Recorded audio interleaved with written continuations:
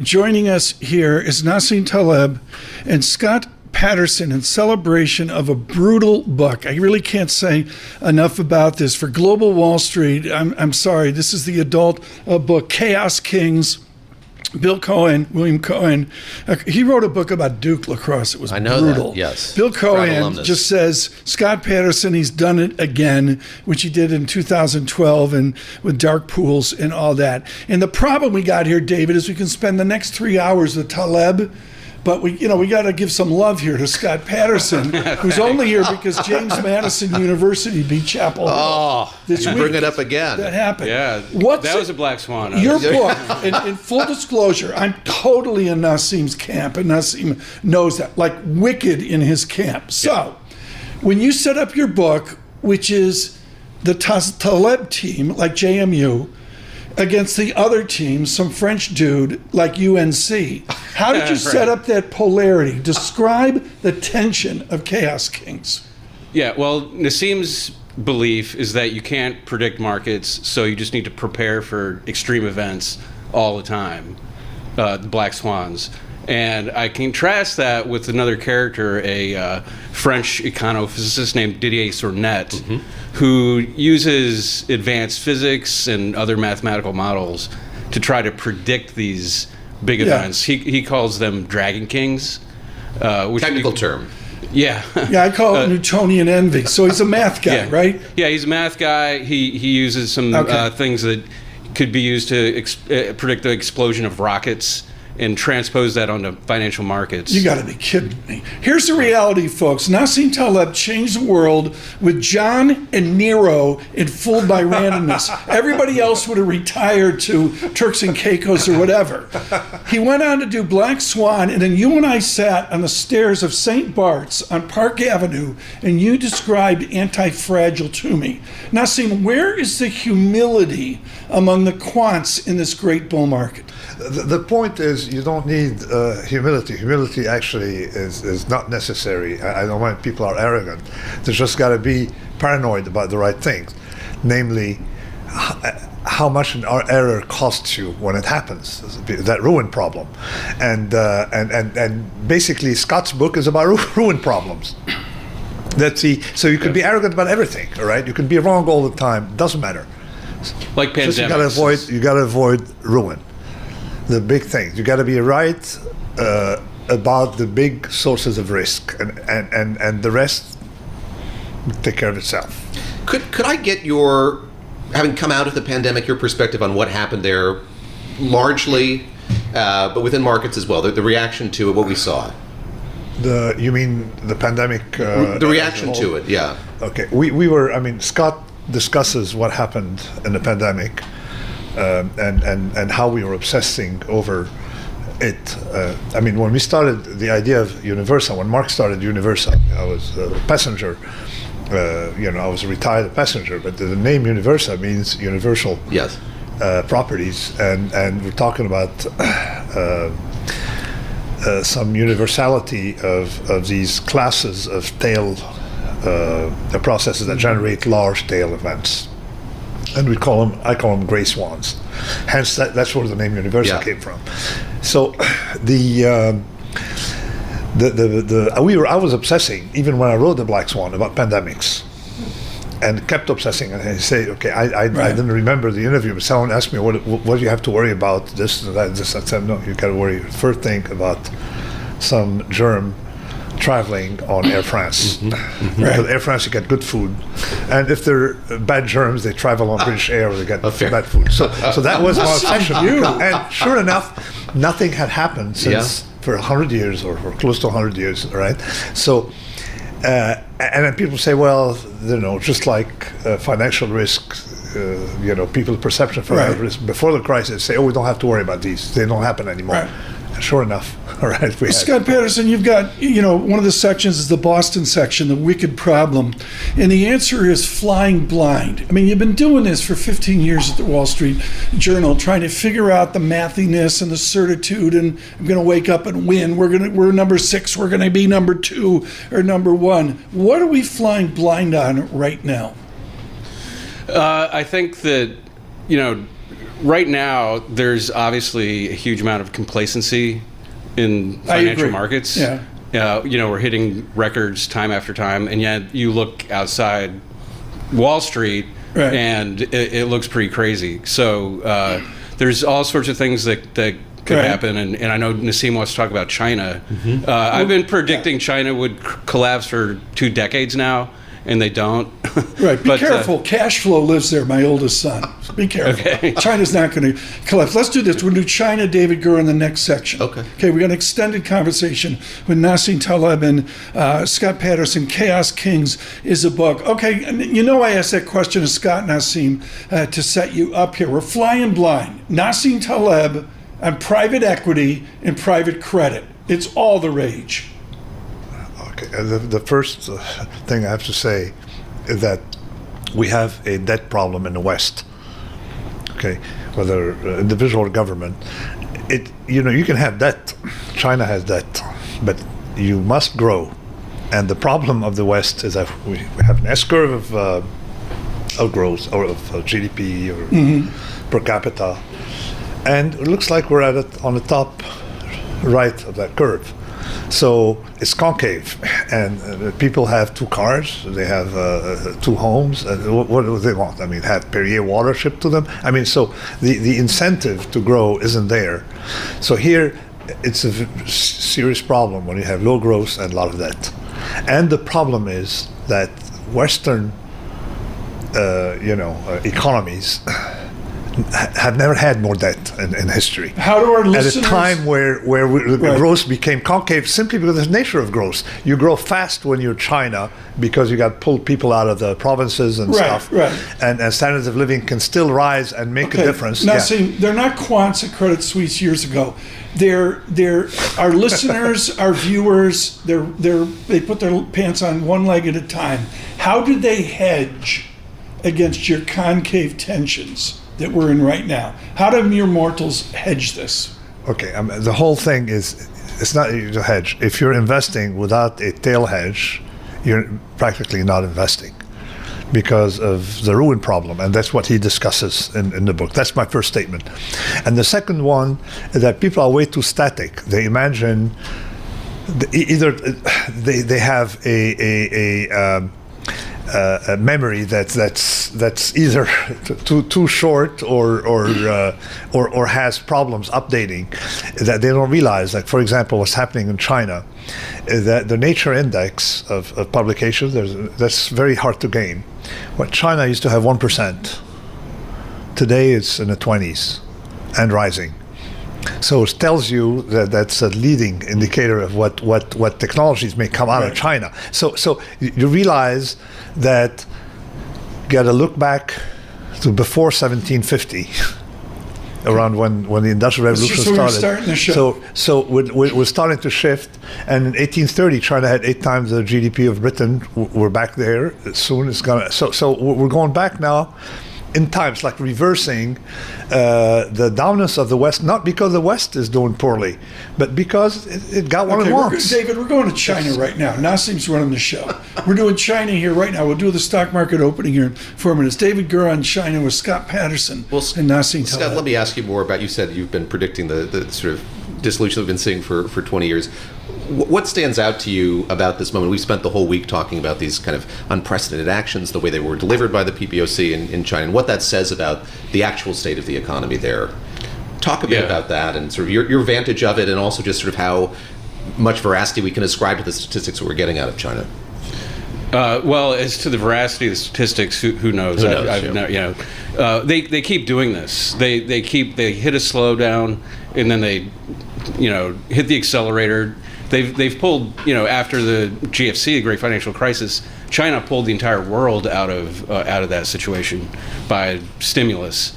Who knows how long they can keep it up? It's a big mystery. Right. For me, my focus these days is on climate, and the dominance of China in climate technology is astonishing. And that's the future of energy. It's the future of vehicles. Right. It's the future of batteries. and they're light years ahead of everybody. We're trying to catch up. Europe's trying to catch up, and that for China is a big advantage. I got to do a shout out here. The Wall Street Journal this week with a stunning effort. China's newest nuclear submarine sank, setting back its military modernization. That was an incredible story out of your shop. Now, see, on China again, continue. It's, Aaron Friedberg for Foreign Affairs says it's a Marxist-Leninist regime. Okay, nobody in Beijing read Fooled by Randomness. No, but the point is that China is in reverse. It's the reverse of Europe. If you're small in China, you can do whatever you want. If you're big, the government calls you up for a meeting. All right. So, in Europe, if you're small, you're overregulated.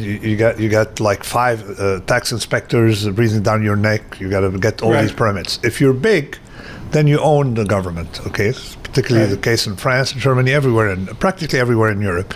So China is a reverse. So they say, okay, it's capitalism, okay, for the small, and communism for the large. And it's effectively, it's not that much a centralized economy except for the top. So what about America into our fractured election, our fractured nation? Okay, I don't know about whether the election makes a difference in many respects, but we have a problem, and that problem is that our debt servicing is increasing. And I guess, did we cross, is it more than military spending? Is it more already? Okay, so, and it will continue and pay interest on that. Now you may say interest rates may be lower.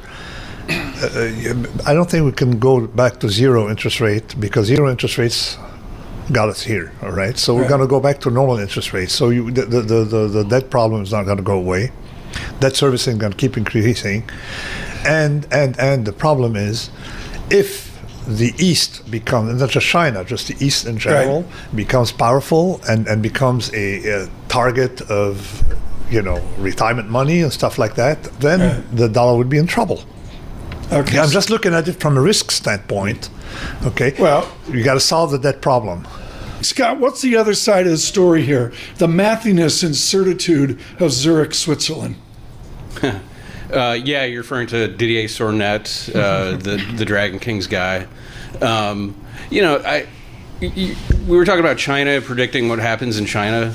I just, after covering financial markets and talking to, hedge fund managers who 20 years ago were billionaires and now they're, bussing tables at diners. This is where I come down on Nassim's side is, I don't think you can predict markets. I think it's impossible. I think that when you look at quant trading strategies, they're very short term, like over the course of a few minutes and seconds. Those are the only strategies that really survive long term. And even they, my first book, The Quants, showed how they almost blew up in the 2000s. In a period of big deleveraging. They're basically getting a higher dimensional bid and ask. Okay. Yeah, quickly, they're trading bid and ask very rapidly, and that's good strategy. But trading, making big bets on your prediction of what China is going to do next quarter, next year, or what the Fed is going to do. I think we've seen this. Is very, very hard to do. My humility here, David Gura, is it's a once in a lifetime event. And, years ago in the old world, which is where Taleb is from, Lebanon and all that, and over to the continent of Europe, they're laughing at us about once in a lifetime event. You and I have gotten gray. Wait, Gura doesn't have any gray hair. But the answer is there's a lot of once in a lifetime events. David? I have a question about young people in this industry, and it's inspired by a conversation I had with my friend Robert Smith, who is at NPR. He's now running the Night Badge program at Columbia. I said I was going to be talking to you today, and he said, here's what you should ask him. And he pulled up a tweet that you filed more than a year ago now. The story we haven't covered this week is Caroline Ellison of FTX getting sentenced, going to spend 2 years in prison. And you tweeted about Sam Bankman-Fried when everything blew up. He said, the problem with people like SBF is knowing a tiny bit of statistics to parrot about it, but not understanding processes, that is, dynamics across time. Shakespeare has survived nearly half a millennium by filtering by time. Then you close. Sam Bankman-Fried worked at Jane Street. You write, to Jane Street, he would have flunked my job interview. What does the Nassim Taleb job interview look like? What do you ask somebody who's applying for a job? People understand, some basic things like ruin problems and understand dynamics. So, which is the same, that people, if you have tiny probability of losing money, you eventually will go out of business, okay? Because over time. So if you're aware of it, that's fine. If you're not aware of it, you got a problem. The other one is sizing. Comes from sizing also. If you have the edge, you still have probability of 100% of blown up if you don't size properly. So sizing is very delicate. Two basic things. And the third one is about fat tails, the difference between thin tails and fat tails. And that's pretty much the theme of the black swan, the remedy in anti-fragile, and discussion of why people don't understand it and skin in the game. Okay. So the difference between fat tail and thin tail, finance is not Gaussian. Mm-hmm. Now, everybody claims, we know that. Yeah, if you know that, then why are you using Gaussian tools? What tools do you use? What do you suggest? People in the street understand the Pareto 80-20. Mm-hmm. It is very intuitive.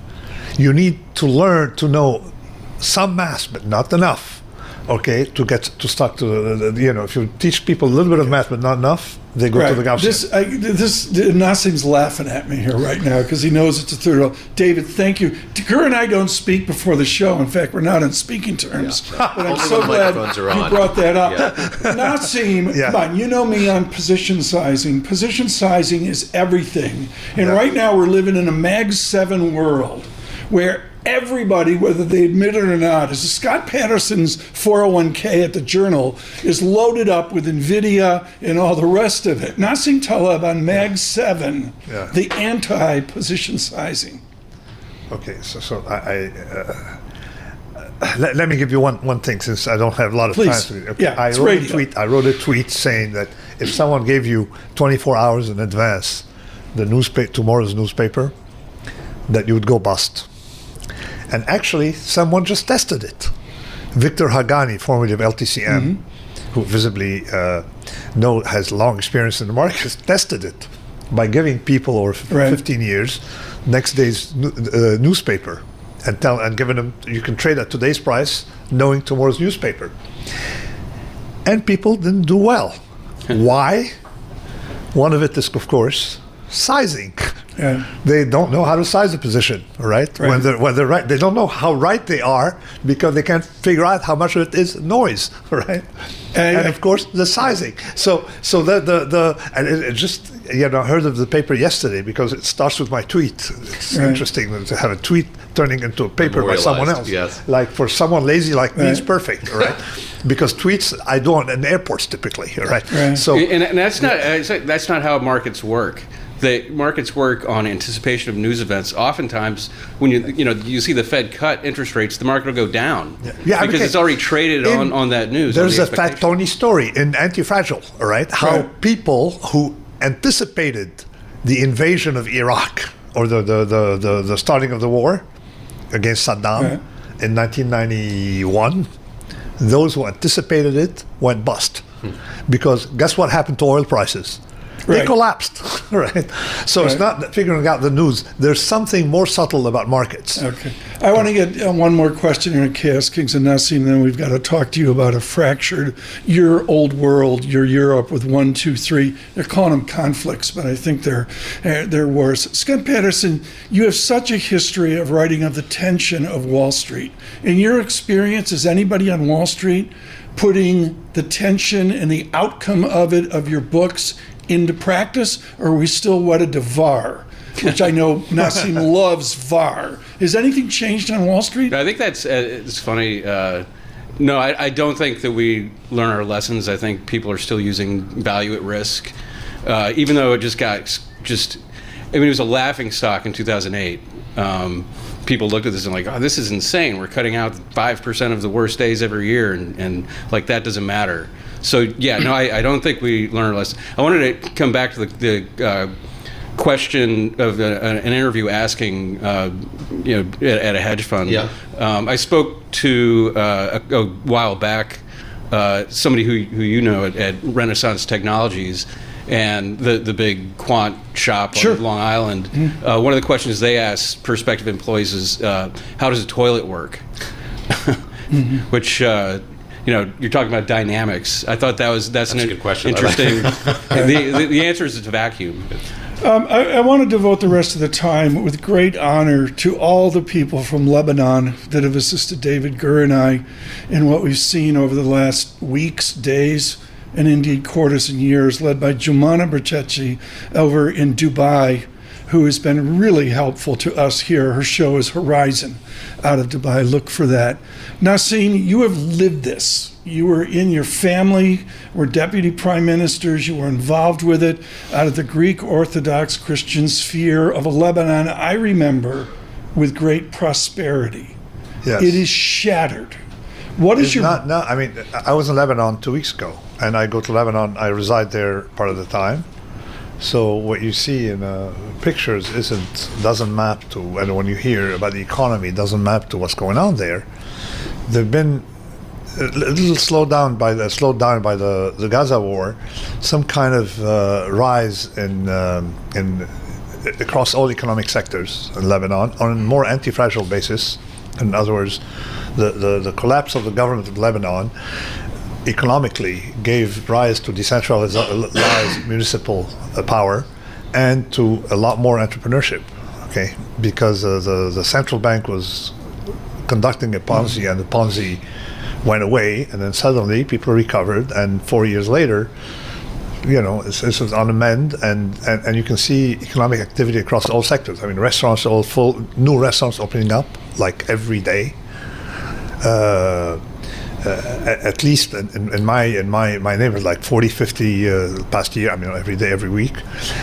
So you have so what the perception of Lebanon from the outside is quite distorted, given that I spent time there. This war, I think, is. I mean, there is a problem. Okay, let's say there is a problem. The fighting is confined to Hezbollah and the state of Israel, but of course there are side effects outside. But something tells me that if you go to a bigger war, if Israel wants to drag the U.S. into that war, right. Then thing would blow up. But David, if one the final US question. Yeah. David, one final question. How do you gauge the prospects of that happening? I mean, I think that the US is resisting, and the Iranians are trying to be nice, and there is a more of a conciliatory tone here. So we'll see. I mean, from there you can see how irrational it would be for everyone to get involved in to broader war, particularly that long term it's not going to help. I mean, think about it. Israel had a war with Hezbollah in 2006. They got stronger. They occupied southern Lebanon, and Hezbollah been stronger and stronger. So every war is just like a delayed training program for Hezbollah. So Israel doesn't have it's in its own interest. Okay, you can't destroy a ideology. You can destroy military installations. That's okay. So I this do is that why all the time. It's part of surveillance. Coughing out air is part of surveillance. Tom does do that all the time. So we got to leave it there. We're out of Nassim Taleb, thank you so much. One of the protagonists of Chaos Kings, How Wall Street Traders Make Billions in the New Age of Crisis. Scott Patterson, thank you so much for coming in today. This is a really, really important book for global Wall Street, not so much what to do, but what not to do. Scott Patterson's Chaos Kings, setting up the tension between two giants of investment.